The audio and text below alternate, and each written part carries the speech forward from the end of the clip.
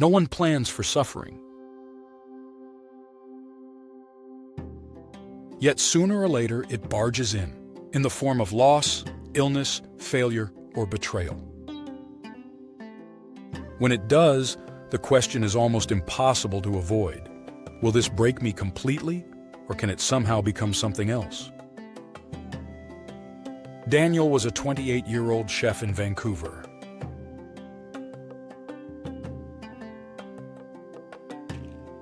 In 1 year, he lost his father to cancer. His relationship ended, and a kitchen accident injured his hand so badly he couldn't cook for months.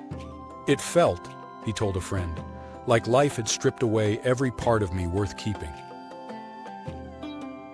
At first, he did what most of us do, avoided the pain. He buried himself in TV, takeout, and staying in bed till noon.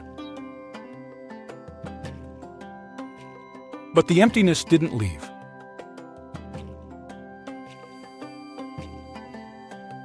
Psychologists call this the shattered assumptions stage, when a crisis breaks the mental picture you have of how life is supposed to work. You're left with pieces and no instructions. Without direction, you can get stuck in rumination, replaying the loss but never moving through it. Daniel's turning point came through a support group for people who'd lost loved ones. He heard others speak honestly about grief and about the small ways they'd changed because of it. This is what researchers call post-traumatic growth, not just bouncing back, but finding new meaning, capacities, or connections because of the hardship. Daniel realized he still had his palate, his creativity, and his love for food culture. So, while his hand healed, he volunteered to teach culinary classes to refugees. It wasn't his restaurant kitchen, but it was purpose. Over time, he rebuilt a career and a sense of himself that was deeper than before. The pain doesn't vanish.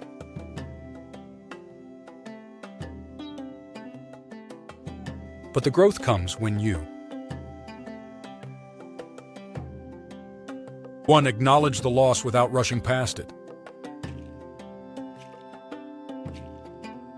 2. Seek connection. Hearing others' stories interrupts the isolation. 3. Act in line with values, even in tiny ways, to feel life again. Recent studies show that people who engage in these steps often report stronger relationships, greater appreciation for life, and a redefined sense of priorities.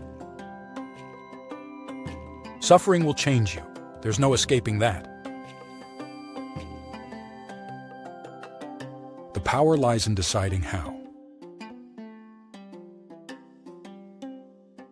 Every act of kindness you offer, every skill you still share, every connection you still build is a quiet way of saying, this pain will not be the only thing that defines me. And in that choice, one day, one step at a time, growth begins.